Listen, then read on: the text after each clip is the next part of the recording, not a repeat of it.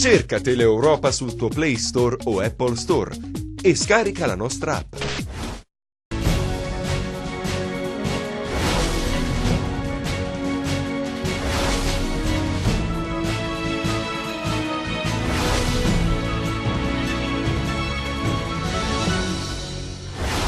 Il PD critica la manifestazione di Villa Piana, la replica di Coldiretti. Non siamo contrari al megalotto, ma combattiamo lo spreco di risorse. Pesante relazione degli ispettori inviati dal Ministero della Salute nell'ospedale di Locri, il nosocomio in forti difficoltà, l'appello dei sindaci. Enti locali, opere pubbliche e videosorveglianza, le priorità del neoprefetto di Cosenza, Paola Galeone, che stamattina ha incontrato i giornalisti. Ancora un'operazione antidroga dei carabinieri nel Vibonese, questa volta spunta la coca, 4 le persone arrestate. Un imprenditore cosentino è finito in manette per bancarotta, avrebbe sottratto al fisco 1.800.000 euro, all'uomo concessi gli arresti domiciliari. Ben ritrovati dalla redazione del TG10. In apertura le polemiche sulla SS106, in particolare si tratta del megalotto che comprende il collegamento tra Sibari e Roseto. Sindacati e parlamentari criticano l'iniziativa che la Coldiretti ha messo in campo sabato scorso, però la stessa Coldiretti a ribadire: vogliamo l'ammodernamento dell'arteria, ma sul vecchio tracciato per evitare lo spreco delle risorse. Anna Franchino. Manifestazione organizzata da Coldiretti per dire no allo spreco di risorse sulla SS 106, che ha suscitato non poche polemiche. Sindacati e parlamentari contestano l'iniziativa. Quella manifestazione è stata una cosa piuttosto irrilevante da un punto di vista, diciamo, del fenomeno. Mi pare invece rilevante il passaggio del Movimento 5 Stelle, che evidentemente in quella zona si è fatto anche votare dicendo che avrebbe sbloccato le infrastrutture, i trasporti, perché non ci dimentichiamo che lo Ionio è il posto più, diciamo, arretrato dal punto di vista delle infrastrutture sia stradali che ferroviarie. Troviamo i 5 Stelle, oltre che la Coldiretti, a dire che questa 106 non si deve fare. Ma questa 106 sono 10 anni che la popolazione la vuole, è nata un'associazione per questo, c'è un movimento di popolo che la vuole, ma non la vuole perché, come dice qualcuno, bisogna portare più cemento, perché non si porta più cemento lì, si mettono in sicurezza, diciamo, una strada che è chiamata giustamente la strada della morte. Se per caso a qualcuno gli venisse veramente lo sghiribizzo di revocare, diciamo, questa iniziativa, ci troveremmo di fronte soltanto a un contenzioso che farebbe spendere lo stesso i soldi senza però attuare l'opera pubblica utile, ripeto, e voluta dalla maggioranza della popolazione. Mi risulta che c'è addirittura un'istanza di militanti del Movimento 5 Stelle che chiedono ai loro parlamentari: ma come vi è saltato in mente? Fin qui il deputato del Partito Democratico, ma come si difende la Coldiretti? Aver riportato l'attenzione su un'infrastruttura importante per aiutare, diciamo, le istituzioni, in primis il governo nazionale, a valutare quale tracciato utilizzare per l'ammodernamento della SS 106 cosiddetta bis da Sibari a Roseto Capospolico. E noi abbiamo precisato per iscritto e verbalmente, ne approfitto anche oggi, che Coldiretti non è contro questa infrastruttura. Coldiretti ha voluto rafforzare alcuni no e ha voluto rafforzare anche alcuni sì. Iniziamo dai sì.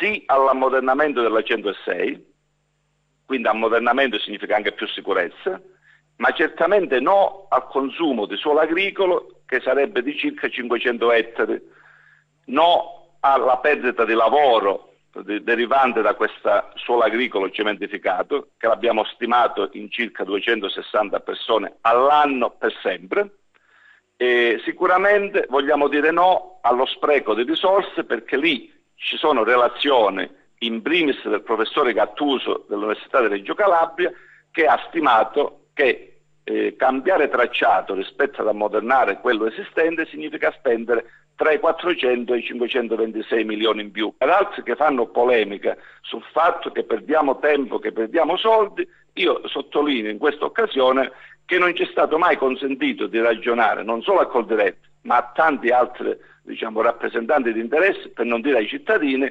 sulla convenienza di un tracciato o di un altro.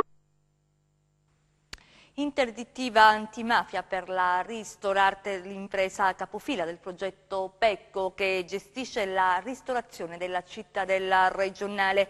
Ci difenderemo in tutte le sedi opportune, questa è l'immediata reazione dell'azienda. Vediamo.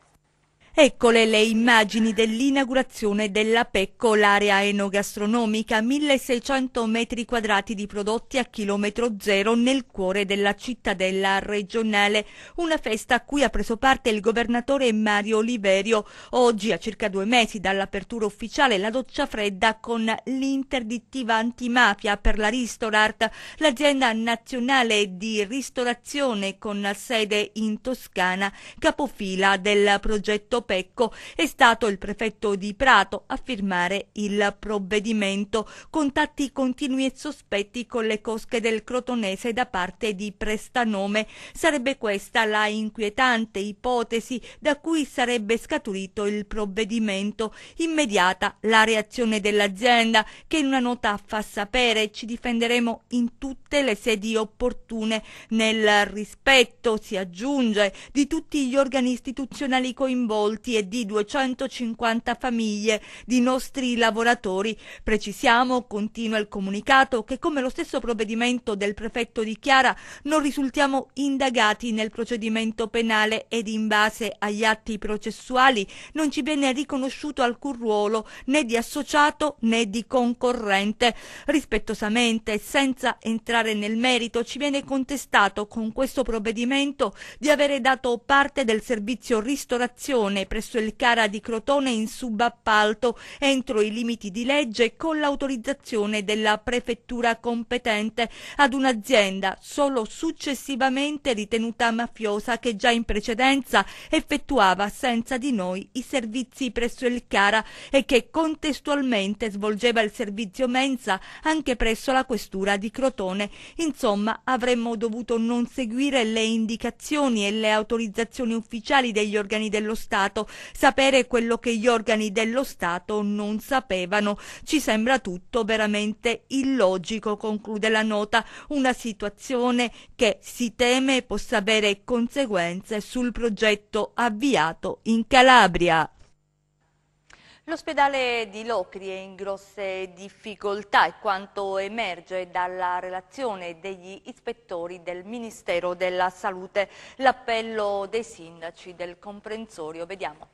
La sanità nella provincia reggina è allo sbando e non è nelle condizioni di garantire sicurezza ai cittadini. A certificarlo adesso è anche la relazione ministeriale. Finalmente, infatti, dopo 7 mesi di attesa e solo grazie all'impegno dell'onorevole Francesco Cannizzaro, si è potuto acquisire la relazione stilata dagli ispettori ministeriali nella ormai lontana ispezione dello scorso dicembre. Ispezione, lo ricordiamo, richiesta al Ministro della Sanità dai sindaci della Locride. Dopo l'interpellanza parlamentare sulle gravi situazioni della sanità calabrese e la successiva visita ispettiva presso l'ospedale di Locri, l'onorevole Francesco Cannizzaro ha reso noto l'esito della relazione degli ispettori ministeriali sull'ospedale della Locride. Abbiamo ritenuto, assieme all'amministrazione di Locri, ma devo dire a tutti i sindaci, oggi confrontarci attraverso un'iniziativa pubblica per sottoporre all'attenzione delle comunità questa relazione. Oggi ufficialmente possiamo annunciare ufficialmente che l'ospedale di Locri rischia moltissimo se non interveniamo, e noi siamo oggi qui per questo, per unirci ancora una volta affinché avviare una battaglia, farla in maniera civile e intelligente anche col nuovo governo, sperando di incalzare anche un po' le scelte scellerate e sbagliate del governo regionale, che di fatto hanno anche portato a questa situazione, perché qui noi ce la prendiamo col commissario Scura, che a mio avviso ha fallito nel ruolo perché non adatto appunto e non competente al ruolo di commissario ad acta della sanità in Calabria, ma mi pare chiaro ed evidente che per le scelte che competono alla politica, quindi a Mario Oliverio in questo caso, le scelte sono state sbagliate. Da Locri a Cosenza per la conferenza stampa del nuovo prefetto Paola Galeone, enti locali, opere pubbliche e videosorveglianza sono le priorità per il rappresentante di governo. Vediamo. I nostri salotti, perché... Sentendo parlare Paola Galeone, non sembra di avere di fronte un prefetto dal primo giorno di mandato nella provincia di Cosenza. L'alto rappresentante di governo, che ha raccolto il testimone da Gianfranco Tomao, nel discorso alla stampa dimostra di conoscere a fondo il territorio calabrese e cosentino, una realtà che ha già vissuto in diversi incarichi ricoperti in passato, da Corigliano all'Aspromonte. Lasciata Benevento, si è già calata la nuova dimensione fissando i primi punti sull'agenda. Sicurezza e legalità, le parole chiave, la priorità occuparsi degli enti locali che attraversano fasi delicate, in qualche caso turbolente. Vengo in questo territorio con un grande entusiasmo. Questo grande entusiasmo mi deve anche consentire ovviamente di essere molto vicini, quella è la mia priorità, essere molto vicini a tutti gli enti locali. Essere vicini vuol dire una collaborazione fattiva, però contemporaneamente vuol dire anche un grande monitoraggio.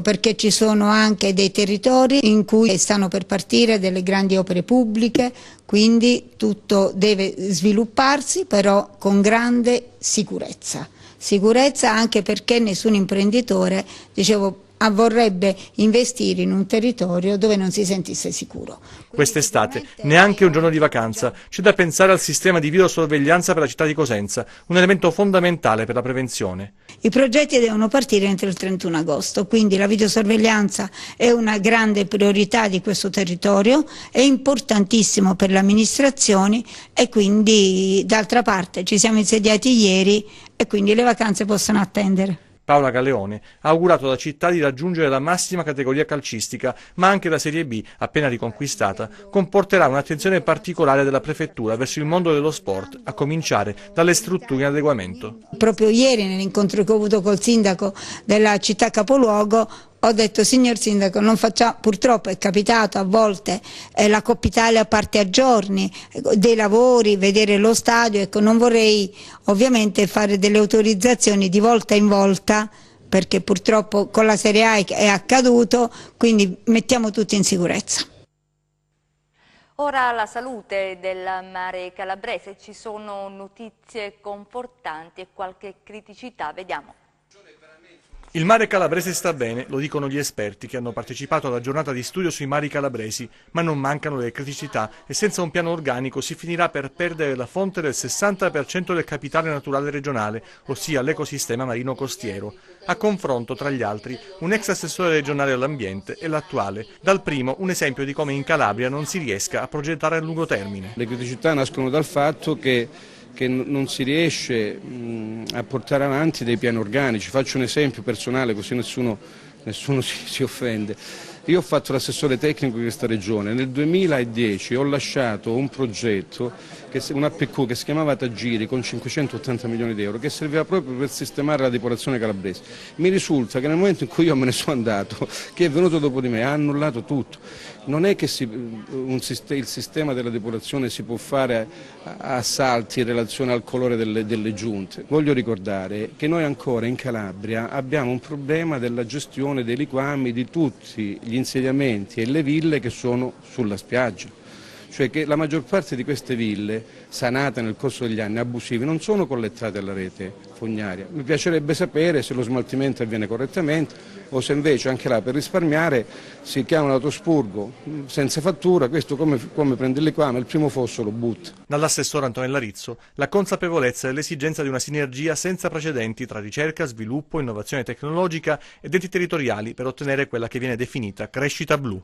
Il nostro mare calabrese è un mare pulito e noi abbiamo da questo punto di vista non solo avuto le risposte che ci aspettavamo da ARPA, ma anche tutto ciò che noi stiamo facendo con la strategia che riguarda il mare, proprio Marine Strategy, ci restituisce un mare ancora più pulito di quello che noi avevamo pensato, ma che ha un problema che è determinato dalle microplastiche. Torniamo a Seminara dove dopo l'omicidio di sabato scorso in cui, lo ricorderete, è rimasto ferito un bambino di 10 anni, si teme una nuova guerra di mafia. Vediamo. Seminara, dopo l'omicidio di sabato scorso di Giuseppe Fabio Gioffrè, è ripiombata nell'incubo di una nuova guerra di mafia. Non è la prima volta per il piccolo comune della Piana di Gioia Tauro, al centro delle cronache regionali e nazionali, per guerre intestine tra i clan del posto. Oggi il sindaco Carmelo Antonio Arfuso è fortemente preoccupato per la sua comunità perché i pallettoni di Lupara sono tornati a fischiare nella sua città. Purtroppo ancora una volta questa comunità rimasta colpita da questi eventi tragici che buttano nella sofferenza sia la cittadinanza nel suo complesso sia le persone che sono rimaste coinvolte in qualche modo. L'amministrazione è in qualche modo vicina alle persone che soffrono in questo momento per questi fatti che sono successi e auguriamo anche che il bambino che è stato coinvolto si ristabilisca più presto. Immediatamente chiederò alle istituzioni sovracomunali di intervenire per far sì che ci siano controlli più mirati, che ci sia più vigilanza del territorio, per dare subito un segnale di ripresa, di serenità alla comunità che in questo momento è profondamente colpita. Operazione antidroga nelle serre vibonesi, 4 gli arresti particolari nel nostro servizio. L'hanno chiamata Operazione Genio, dal nome in codice con il quale veniva indicata la cocaina. All'alba i carabinieri della compagnia di Serra San Bruno, con il supporto di quelli di Vibo Valentia e Grosseto, hanno arrestato 4 persone ritenute spacciatori residenti a Capistrano, Mileto, Filadelfia e Polia. Si tratta di Gaetano Zupo, 34 anni di Mileto, Vito Ielapi, 31 anni di Polia, Robertino Caruso, 45 anni di Filadelfia, Rocco Caputo, 31 anni di Capistrano. Come spiegato nel corso di una conferenza stampa, l'importanza di questa operazione è legata soprattutto al fatto che si è confermato lo spaccio ed il consumo significativo anche di questo tipo di droga persino in piccoli centri dell'entroterra montano del Vibonese. Ritenuti responsabili di spaccio di sostanze stupefacenti del tipo cocaina non in concorso tra di loro ma in concorrenza, per 2 si sono aperte le porte del carcere, mentre altri 2 sono stati sottoposti dal GIP agli arresti domiciliari. L'attività nasce da uno spunto investigativo della stazione Carabinieri, quindi dalla presenza sul territorio, ed è fondamentale ancora una volta per dimostrare che comunque qualsiasi attività di indagine passa attraverso il controllo del territorio. 2 elementi importanti in questa operazione: innanzitutto il fatto che lo spaccio della droga e il consumo entra anche nelle piccole comunità di questo territorio. Sì, è un elemento importante ed è l'elemento dal quale siamo partiti, voglio dire, è l'elemento fondamentale. E la risposta che abbiamo cercato di dare è stata una risposta importante proprio per le piccole comunità, benché i numeri dell'ordinanza non siano sicuramente grandi, però abbiamo contrastato il fenomeno dello spaccio di una delle sostanze stupefacenti più pericolose in queste piccole comunità.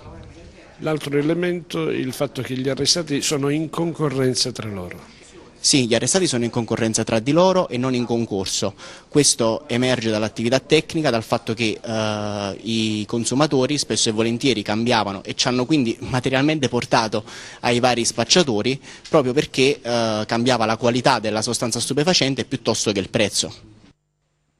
Le altre notizie di cronaca nelle nostre brevi. Avrebbe distratto beni e denaro per oltre 1.800.000 euro. L'imprenditore Marco Saturnino è indagato per bancarotta fraudolenta in esecuzione di un provvedimento emesso dal GIP su richiesta della Procura. I finanzieri del Comando Provinciale di Cosenza lo hanno posto agli arresti domiciliari. Le indagini del nucleo di polizia economico-finanziaria si sono incentrate su una società del settore del brokeraggio con diverse filiali in Italia, dichiarata fallita nel 2015. Dopo il fallimento lo stesso sistema è stato ripetuto in una società satellite, consentendo agli imprenditori di approvvigionarsi di beni e denaro con modesti investimenti. Un'operazione antidroga denominata Piazza Pulita è stata condotta dai carabinieri del Comando Provinciale di Cosenza nell'Alto Tirreno cosentino. 8 i provvedimenti cautelari, 3 in carcere, 2 domiciliari e 3 obblighi di dimora. Il provvedimento è emesso dal procuratore della Repubblica Pierpaolo Bruni. Gli indagati sono accusati di spaccio di sostanze stupefacenti. Le indagini hanno permesso di accertare piazze di spaccio di cocaina, hashish e marijuana nei comuni di Praia Mare e Tortora, documentandolo grazie a intercettazioni e servizi di osservazione. 56 migranti di nazionalità siriana e irachena sono sbarcati questa mattina su una spiaggia nel territorio del comune di Isola Caporizzuto nel Crotonese. Si trovavano a bordo di una barca a vela lunga 16 metri che ha raggiunto la costa calabrese senza essere intercettata. I Il gruppo, costituito da 39 uomini, 6 donne e 11 bambini, a soccorrere i migranti, bagnini e vacanzieri di 2 villaggi turistici che hanno aiutato le persone portandole a riva e allertando la Guardia Costiera, la Croce Rossa Italiana, la Misericordia e la Polizia di Stato. I profughi sono stati trasferiti al CARA di Sant'Anna. A Cosenza, dove è stato inaugurato alla Città dei Ragazzi un nuovo parco giochi, vediamo. La Città dei Ragazzi di Cosenza si arricchisce di un parco giochi gonfiabili destinato ai bambini dai 4 ai 10 anni e aperto dal lunedì al sabato dalle 18 alle 21. La gestione del parco giochi gonfiabili è curata direttamente dagli operatori della Città dei Ragazzi. Il parco è dotato di aiuole e piazzole, di una fontana ornamentale e di 8 giochi diversi. E c'è anche un punto ristoro dove ci si può rifocillare. È importante avere un luogo che sia protetto per i bambini e qui diciamo c'è, specialmente in questa zona dei gonfiabili, per il momento c'è l'accompagnamento delle persone che saranno lì a salvaguardare, insomma. Però nello stesso tempo ecco, la bellezza è che ci possono stare le famiglie, c'è anche il punto ristoro. Il parco giochi gonfiabili rientra nelle attività dell'amministrazione comunale, attenta agli spazi aperti e ai bambini. Siamo molto attenti ai bambini nella nostra città perché sono i cittadini del futuro, sono quelli sui quali noi puntiamo anche per trasferire loro concetti importanti come la necessità per esempio di fare la raccolta differenziata, di rispettare l'ambiente, di vivere la città come se fosse una grande casa che deve essere rispettata, deve essere amata. E dobbiamo avere cura anche della città, degli spazi aperti, non dobbiamo rovinarli, non dobbiamo maltrattarli, non dobbiamo inquinarli. Ecco, la città è una invenzione bellissima dell'uomo perché nella città c'è la vita degli uomini, quindi le persone che stanno insieme, ma è anche il luogo più inquinato, più maltrattato, meno curato. Ecco, noi vogliamo anche dire questo ai bambini, e devono abituarsi a questa idea di grande comunità, di una comunità che condivide i luoghi, gli spazi, di persone che vivono insieme e che vivono nel migliore dei modi possibili. Chiudiamo con le previsioni del tempo.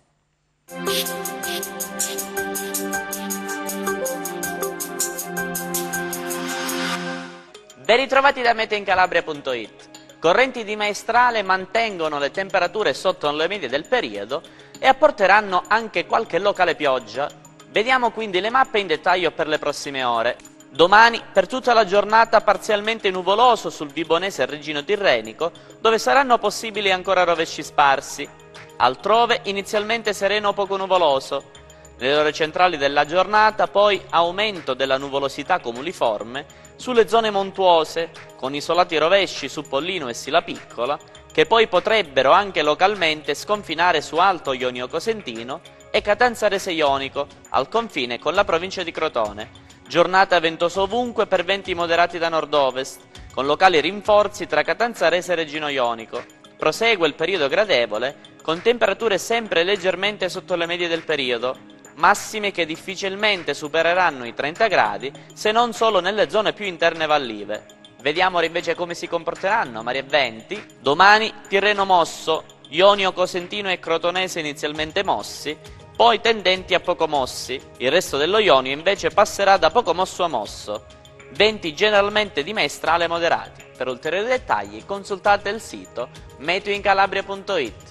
È tutto, grazie per l'attenzione, appuntamento a domani. Ci fermiamo qui, grazie per essere stati con noi, grazie in regia ad Enzo Leonetti, messo in onda Giuseppe Costanzo, noi vi auguriamo un buon proseguimento.